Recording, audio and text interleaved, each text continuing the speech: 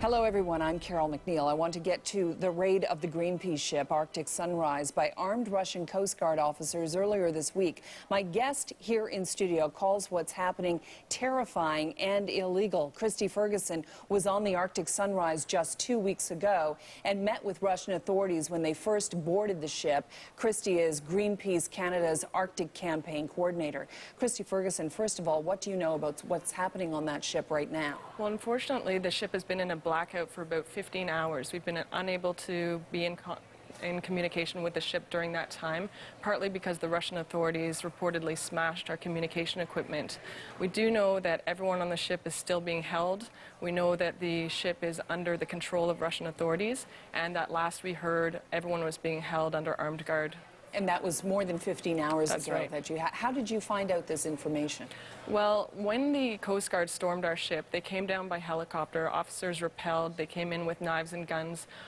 They arrested almost everyone on the ship immediately. However, 3 people remained inside the ship's communication room, the radio room, and they locked themselves inside there and continued to out and communicate to the media and also to our offices. And so during the hours when they were locked in the radio room, they told us things like that the crew was being held on the deck of the ship, on their knees, with guns pointed at them, that the Russian authorities were trying to smash down the door of the radio room, and that they were holding a lot of different kinds of weapons, including handguns, rifles, and knives. Eventually, they broke down the door of the radio room and arrested those remaining 3 people and smashed up the equipment there, and that was the end of our continued contact with them. Communications went dark from that point That's right. on. But as far as you know, they're still on the ship, as far as you know. Yes. Is anybody on your ship armed? No, absolutely not. Greenpeace is a peaceful organization. One of our core values since our founding over 40 years ago is nonviolence. Our ship is unarmed, our people are nonviolent, our protest is peaceful, and so what's happening is completely disproportionate and unreasonable. Peaceful but intrusive. One of the things that Greenpeace does, perhaps we should hear it from you. What is it that your team was doing exactly at this site? Well, activists were attempting to board a Gazprom oil rig. The ship is there to protest dangerous Arctic oil drilling. Russian state-owned companies are about to drill for oil in the icy waters of the Arctic. What they're doing is extremely dangerous. They have no way to prevent an accident. They have no way to clean up an oil spill. Something like the disaster that happened in the Gulf of Mexico, it could very easily happen with these operations in the Arctic. And so we are there to protest what's happening and to do what we can to stop it. However, in terms of the disproportionate response, when the Russian authorities intervened here, 2 climbers, unarmed again, of course, 2 peaceful climbers were climbing up the side of this gigantic oil rig in peaceful protest. Russian authorities proceeded to come out with boats, hold handguns to the faces of the activists, hold knives to the faces of the activists, and take them away. Also, when the Arctic Sunrise was seized, that was nearly a day after those activists were even near the platform. It was a whole day later. No one was near the platform. The ship was in international waters, and they were just standing by for the safety of the activists. And so the storming of the ship was happening when the protest was not even on. So you're alleging that you were in international waters and they had no right to board your ship? Absolutely. What they did was completely illegal. Okay. So let's make a clear picture of what it is that you were doing to the Gazprom site.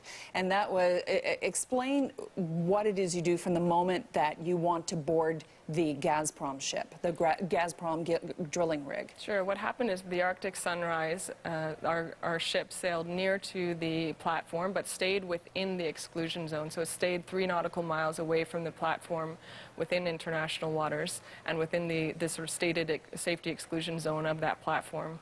What happened next is that we sent inflatable boats, so Zodiacs, out with activists in them toward the platform.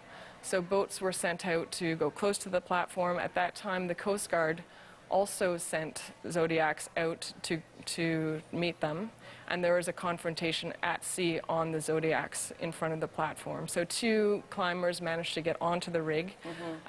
You can see them on the ropes on the rig. And what was happening below was a confrontation between Greenpeace Zodiacs and Coast Guard Zodiacs. At the same time, the Russian Coast Guard ship fired 11 warning shots from a cannon toward the Arctic Sunrise itself. Not hitting the Arctic Sunrise, but towards. There are 2 Canadians among your crew on site right now. Who are they?